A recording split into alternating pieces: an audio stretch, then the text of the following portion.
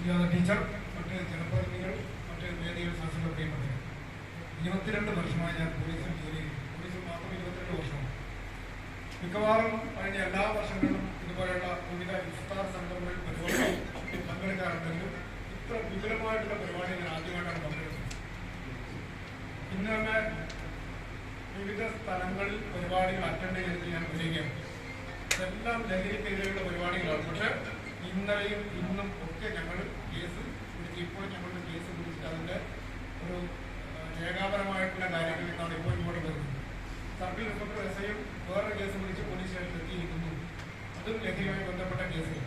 അപ്പോൾ ഇത്തരം ലഹരിയുമായി ബന്ധപ്പെട്ട കേസുകളൊക്കെ ഉണ്ടാകുന്ന സമയത്ത് ഇതുപോലുള്ള സദസ്സുകളിൽ ആ ലഹരിയെക്കുറിച്ച് പറയാമെന്നും അങ്ങനെ ആ ലഹരിയെക്കുറിച്ച് പറയുമ്പോൾ അത് കൂടുതൽ ആളുകളിലേക്ക് എത്തുന്നു എന്നുള്ളതാണ് ഇത്തരം സദസ്സുകളിൽ ഞാൻ കാണുന്ന പ്രത്യേകത.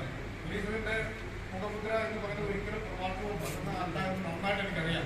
പക്ഷെ 5 പേരുള്ള സ്ഥലത്ത് 5 പേരെങ്കിലും 5 പേർ അവിടെ ഇപ്പോൾ ഞാനായിട്ടും സി ആയാലും സബ് ഇൻസ്പെക്ടറായാലും അവിടെ പങ്കെടുക്കുന്നത് ഈ മഹാവിപത്ത് കേരളത്തെ വീഴുന്നു എന്നുള്ളൊരു ചിന്ത കൊണ്ട് തന്നെയാണ്. ആരാണ് ഈ ഉത്തരവാദികൾ എന്ന് നമ്മൾ തീർച്ചയായിട്ടും ചോദിക്കേണ്ടതുണ്ട്. ഈ വ്രതവിശുദ്ധിയുടെ ഈ നാടുകളിൽ പോലും നമ്മൾക്ക് കേസുകൾ കുറയുന്നില്ല എന്നുള്ളത് ഏറ്റവും നമ്മൾ അങ്ങനെ ഒരു ആലോചന നമ്മളിലേക്ക് എത്തേണ്ടതുണ്ട്. 955ഓളം കേസുകൾ കഴിഞ്ഞ വർഷം കാസർഗോഡ് ജില്ലയിൽ ലഹരിയുടെ കേസുകൾ രജിസ്റ്റർ ചെയ്തു. 17,701 കേസുകൾ കേരളത്തിലുടനീളം ലഹരിയുടെ കേസ് രജിസ്റ്റർ ചെയ്യപ്പെട്ടു. നമുക്കറിയാം കേരളം ഏറ്റവും മുൻപന്തിയിൽ നിൽക്കുന്ന ഒരു സംസ്ഥാനം ഏത് കാര്യത്തിലാണ്. സ്ത്രീകളുടെ സുരക്ഷയുടെ കാര്യത്തിലായാലും ആരോഗ്യപരമായ കാര്യത്തിലാണ് കേരളം ഏറ്റവും മുൻപന്തിയിൽ നിൽക്കുമ്പോൾ നമ്മുടെ രാജ്യത്ത് ഏറ്റവും അധികം മയക്കുമരുന്നുകൾ റിപ്പോർട്ട് ചെയ്യുന്ന സംസ്ഥാനം കേരളം. 30% കേസുകൾ കേരളത്തിൽ രജിസ്റ്റർ ചെയ്യപ്പെട്ടു എന്നുള്ളത് ഒരിക്കലും ഭൂഷണമായിട്ട് നമുക്ക് കൊണ്ടുപോകാൻ വേണ്ടി പറ്റില്ല എന്നുള്ളതാണ്. 30% കേസുകൾ, അതിന് പിന്നിൽ പഞ്ചാബ്. 100 കേസുകൾ രജിസ്റ്റർ ചെയ്യപ്പെടുമ്പോൾ അതിൽ 30 കേസുകൾ കേരളത്തിൽ രജിസ്റ്റർ ചെയ്യപ്പെടുന്നു എന്ന് പറഞ്ഞാൽ അതിന്റെ അർത്ഥം നമ്മുടെ മറ്റെല്ലാ നേട്ടങ്ങളും അത് കവർന്നുകൊണ്ട് പോകുന്നു എന്നുള്ളതാണ്. ഒരുപാട് നേട്ടങ്ങൾ ഉണ്ടാക്കിയ സമൂഹമാണ് കേരളം. ഒരുപാട് അനാചാരങ്ങൾ കേരളത്തിൽ ഉണ്ടായി എല്ലാത്തിനെയും ചവിട്ടി പുറത്താക്കാൻ പറ്റിയ പുരോഗമന പ്രസ്ഥാനങ്ങളും സാമൂഹ്യ പരിഷ്കർത്താക്കളും ഒക്കെ കേരളത്തിൽ ഉണ്ടായിട്ടും ഇതെന്തുകൊണ്ട് നമുക്ക് തുടച്ചു നീക്കാൻ വേണ്ടി പറ്റുന്നില്ല എന്നുള്ളത് നമ്മളെല്ലാവരും ആലോചിക്കേണ്ട സമയം അതിക്രമിച്ചു കഴിഞ്ഞിരിക്കുകയാണ്. ഇത്തരം കൂട്ടായ്മകൾ ഉണ്ടാകുമ്പോൾ ആ കൂട്ടായ്മകളിൽ നിന്നും നമ്മൾക്ക് നല്ലൊരു പ്രതീക്ഷ ഞങ്ങൾക്ക് പോലീസ് ഉണ്ടാകുന്നു. അതുകൊണ്ടാണ് ഇത്തരം പരിപാടികളിലേക്ക് സംഘടിപ്പിക്കുമ്പോൾ ടീച്ചറോട് ഞാൻ പറയാറുണ്ട്, ടീച്ചർ പങ്കെടുക്കുന്നതിനേക്കാൾ പരിപാടിയിൽ ഇപ്പോൾ ഞാനിവിടെ പങ്കെടുത്ത് കഴിഞ്ഞു എന്നുള്ളതാണ്. അത്രത്തോളം പരിപാടികൾ ഞങ്ങൾ പങ്കെടുക്കുന്നുള്ളത് ഞങ്ങൾ മനസ്സിലാക്കുന്നത് ഏതെങ്കിലും തരത്തിലുള്ള ചിന്ത ഈ നാട്ടിലേക്ക് ഇറങ്ങിക്കഴിഞ്ഞാൽ അത് അവനവന്റെ വീട്ടിലേക്ക് എത്തിക്കഴിഞ്ഞാൽ അതെങ്കിലും ഈ നാടിന് ഗുണകരമായിരിക്കട്ടെ എന്നുള്ളതാണ്. അത്ര ഭീകരമാണ് സിറ്റുവേഷൻ എന്നുള്ളതാണ്. ഇപ്പോൾ എല്ലാവരും പറയാറുണ്ട്, പറയാൻ പാടില്ലാത്തത് പറയുന്നൊരു കാലം, കേൾക്കാൻ പാടില്ലാത്തത് കേൾക്കുന്നൊരു കാലം, അറിയാൻ പാടില്ലാത്ത അറിയുന്നൊരു കാലം അങ്ങനെ കെട്ടുപോകുന്നു എന്നുള്ളതാണ്. ആരാണ് ഇത് ഉത്തരവാദികൾ എന്ന് നമ്മൾ സ്വയം ചോദിക്കേണ്ടത്. ഒരിക്കലും നമ്മൾക്ക് ഇതിന്റെ ഉത്തരവാദിത്വത്തിൽ നിന്ന് ഒഴിവാക്കാൻ വേണ്ടി പറ്റില്ല. നമ്മുടെ മക്കൾ എവിടത്തേക്കാണ് പോകുന്നത്, സ്കൂളിലേക്ക് തന്നെയാണ് പോകുന്നതെന്നും അവരുടെ കൂട്ടുകാർ ആരാണ് എന്നും അവർ ഏതൊക്കെ കാര്യങ്ങൾ ഇടപെടുന്നു എന്നും അറിയാത്ത ഒരു രക്ഷിതാവ് യഥാർത്ഥ രക്ഷിതാവ് അല്ല എന്ന് ഞാൻ പറയും. സ്കൂളിൽ ഒരുപാട് കാര്യങ്ങൾ ഏറ്റവും രസകരമായ കാര്യം കഴിഞ്ഞ ദിവസം പഴയങ്ങാടി പോലീസ് സ്റ്റേഷനിൽ ഒരു കേസ് ഇടയുണ്ടായി.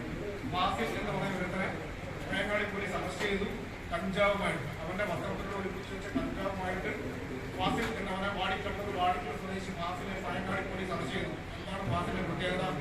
ആ നാട്ടിലെ ലഹരി വിരുദ്ധ പോരാട്ടം നടത്തുന്ന ധീര എന്നുള്ള സംഘടനയുടെ അംഗമാണ് ഈ ഫാസിൽ എന്നുള്ളത് നമ്മളെല്ലാവരും നോക്കണം. ഇപ്പോൾ എവിടെയൊക്കെ നടക്കി കയറി എന്ന് നോക്കണം. ആ നാടിൽ പഴയങ്ങാടി പാലക്കാടിൽ ലഹരി അവസാനിപ്പിക്കാൻ വേണ്ടി നാട്ടുകാർ ഒരു വാട്സപ്പ് ഗ്രൂപ്പ് കൂട്ടായ്മ ഉണ്ടാക്കിയിട്ട് നാട് മുഴുവൻ പ്രചരണം നടത്തുമ്പോൾ ഫാസിൽ അതിന് മുൻപന്തിയിൽ നിൽക്കുന്നു. പോലീസ് അറസ്റ്റ് ചെയ്തിരിക്കുന്നു ഫാസിലിനെ ലഹരിയുമായിട്ട്. എവിടെയൊക്കെ ഇവർ നുഴഞ്ഞ് കയറി എത്തുന്നു എന്നുള്ളത് നമ്മൾ ആലോചിച്ച് നോക്കേണ്ടതുണ്ട്. ഇന്ന് ഞങ്ങൾ ഒരു ലഹരി കേസ് അന്വേഷിച്ച് അതിന്റെ പേരുകൾ എത്തിയിരിക്കുന്നത് നീലേശ്വരം പോലീസ് സ്റ്റേഷനിലെ സ്കൂളിലാണ്. നീലേശ്വരം പോലീസ് സ്റ്റേഷനിൽ 10ാം ക്ലാസ്സിലെ സ്കൂളിലാണ്. ഇന്ന് വിദ്യാഭ്യാസ ഡെപ്യൂട്ടി ഡയറക്ടറുടെ കത്ത് എന്റെ ഓഫീസിൽ വന്നു. ആ കത്തിൽ ഇങ്ങനെയാണ് പറഞ്ഞിരിക്കുന്നത്: 26/3/2025 തീയതി 10ാം ക്ലാസ്സിന്റെയും പ്ലസ് ടുവിന്റെയും പരീക്ഷ തീരും. 26/3/2024 ഞങ്ങളുടെ സ്കൂളുകളിൽ അന്വേഷണ സംഭവങ്ങൾ ഇല്ലാതിരിക്കുന്നതിന് വേണ്ടിയിട്ട് അവിടെ സംശയമായിട്ടുള്ള പോലീസിനെ നിങ്ങൾ വിനിയോഗിക്കുമെന്ന് പറഞ്ഞിട്ട് വിദ്യാഭ്യാസ ഡെപ്യൂട്ടിയെ നിർത്തുന്നിരിക്കുന്നു. നമ്മളെല്ലാം 10ാം ക്ലാസ് പരീക്ഷ എഴുതിയാണ്. നമ്മുടെ 10ാം ക്ലാസ് പരീക്ഷയുടെ ആ സമയത്ത് നമ്മുടെ സ്കൂളിലൊന്നും നമ്മുടെ പോലീസ് ഉദ്യോഗസ്ഥരെ ഒരു ബാക്കി നമ്മൾ കണ്ടിട്ടില്ല. പക്ഷെ ഇന്ന് 10ാം ക്ലാസ് പരീക്ഷ നടക്കുമ്പോൾ അവിടെ പോലീസ്, അമ്പലങ്ങൾ ഉത്സവം നടക്കുമ്പോൾ അവിടെ പോലീസ്, ആളുകൾ കൂടുതൽ പോലീസ്, ഫുട്ബോൾ കളി നടക്കുമ്പോൾ ടർഫിൽ പകർന്നു തുടങ്ങി കഴിഞ്ഞാൽ അവിടെ പോലീസ് അവിടെ മുഴുവൻ പോലീസ്. പക്ഷേ എന്തുകൊണ്ട് നമ്മുടെ സമൂഹം ഇങ്ങനെ പോകുന്നു എന്നുള്ളത് ഒരു വലിയ ചിന്തയാണ്. നമ്മുടെ കേരളത്തിന്റെ യുവത്വത്തെ ലോകം മുഴുവൻ പ്രകടിപ്പിച്ച ഒരു കാലം ഉണ്ടായിരുന്നു. രണ്ട് അവസരങ്ങളുണ്ടായിരുന്നു. ഒന്ന് കൊറോണക്കാലം, ലോകത്തിന് മുമ്പിൽ കേരളത്തിലെ യുവത്വം വലിയ മാതൃകയായി മാറി. രണ്ട് വയനാട് ദുരന്തം ലോകത്തിന്റെ മുമ്പിൽ. അവിടെ വലിയ പ്രത്യേകത ഉണ്ട്.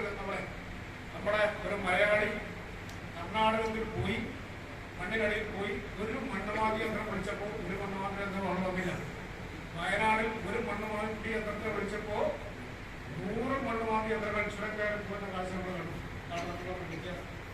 ആ അർജുൻ എന്ന് പറയുന്ന പയ്യൻ മണ്ണിനടിയിൽ പോയപ്പോൾ തപ്പാൻ വേണ്ടി ആളുകൾ കൂടാൻ വേണ്ടി പോയപ്പോൾ ആരും മണ്ണുമാതി യന്ത്രം വന്നില്ല. ഇവിടെ ചുരം ബ്ലോക്കായത് അന്ന് അവിടെ മണ്ണുമാതി യന്ത്രം ചുരപ്പയിലും കുണ്ടക്കയിലൊക്കെ മണ്ണുമാതി യന്ത്രം വേണമെന്ന് പറഞ്ഞപ്പോൾ ആ ചുരം ബ്ലോക്കായി. തിരുവനന്തപുരത്ത് നിന്ന് പോലും JCB മണ്ണുമാതി യന്ത്രവും വയനാടിലേക്ക് ഒഴുകിയെത്തിയിട്ടുള്ളതാണ്. അവരാരും അതിന് പേയ്മെന്റുകൾ വാങ്ങിയിട്ടില്ല. ഞാനവിടെ കണ്ടു. കാഞ്ഞങ്ങാട്ടിലുള്ള കുറെ ക്ലബിന്റെ ആളുകളും മതപരമായിട്ടുള്ള സംഘടനയുടെ ആളുകളും അവിടെ കൈ മറന്ന് സഹായിക്കുന്നത് നമ്മൾ കണ്ടു. ആ യുവത്വത്തെ UN പോലും നോട്ട് ചെയ്യുന്നില്ല. അന്താരാഷ്ട്ര UN പോലെയുള്ള സംഘടനകൾ കേരളത്തിന്റെ യുവത്വത്തെ നോട്ട് ചെയ്യുന്നു. ആ യുവത്വം എന്തുകൊണ്ട് പിൻവാങ്ങി എന്നുള്ളത് നമ്മൾ ആലോചിക്കുന്നു. ആ യുവത്വം എന്തുകൊണ്ട് മുന്നോട്ട് വരുന്നില്ല എന്ന് നമ്മൾ ആലോചിക്കേണ്ടതുണ്ട്. പ്രതികരിക്കുകയും പ്രതിരോധിക്കുകയും പ്രതിഷേധിക്കുകയും ചെയ്യാത്തൊരു യുവത്വം ഉണ്ടെങ്കിൽ അതാണ് ആ രാജ്യത്തിന്റെ ഏറ്റവും വലിയ ദുരന്തം എന്ന് പറഞ്ഞ് മഹാന്മാർ ജീവിച്ചിരുന്ന ആളാണ്. യുവാക്കൾ മുന്നിട്ടിറങ്ങിയിട്ട് അവർ ഒരു ക്ലീനിങ് ആവശ്യമുണ്ട്. അത് അവരുടെ നാട്ടിലാണ് ആദ്യം നിങ്ങൾ ചെയ്യേണ്ടത്. നിങ്ങളുടെ വീട്ടിൽ നിങ്ങളുടെ നാട്ടിൽ അദൃശ്യമായിട്ട് ഒരു വേലി ഉണ്ടാക്കണം. ആ വേലിക്കുള്ളിലേക്ക് ഒരു സാമൂഹിക വിരുദ്ധ ശക്തികളും തുടങ്ങിയ കാലത്തില്ല എന്ന് നിങ്ങൾ ഉറപ്പുവരുത്തണം. അതിന് നിങ്ങൾ കണ്ണ് തുറക്കണം, ഉൾക്കണ്ണ് തുറക്കണം. ഇതുപോലെയുള്ള മതപരമായിട്ടുള്ള ചടങ്ങുകൾ അല്ലെങ്കിൽ ഇതുപോലുള്ള ചടങ്ങുകളിൽ സൗഹൃദത്തിന്റെ ഒരു അന്തരീക്ഷം പൂക്കണം.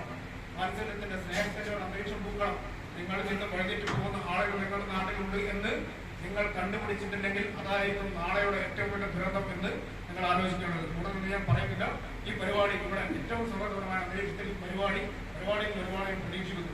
സൗഹൃദത്തിന്റെ ഐക്യത്തിന്റെ സാർവത്രികത്തിന്റെ ഈ ഒരു ചടങ്ങിൽ കൂടെ ഏർപ്പാടാക്കിയ മുനിസിപ്പാലിറ്റിക്ക് എല്ലാവിധ ആശംസകൾ അറിയിച്ചുകൊണ്ട് നിങ്ങൾക്ക് എല്ലാവർക്കും പോലീസ് ആശംസകൾ അറിയിച്ചുകൊണ്ട്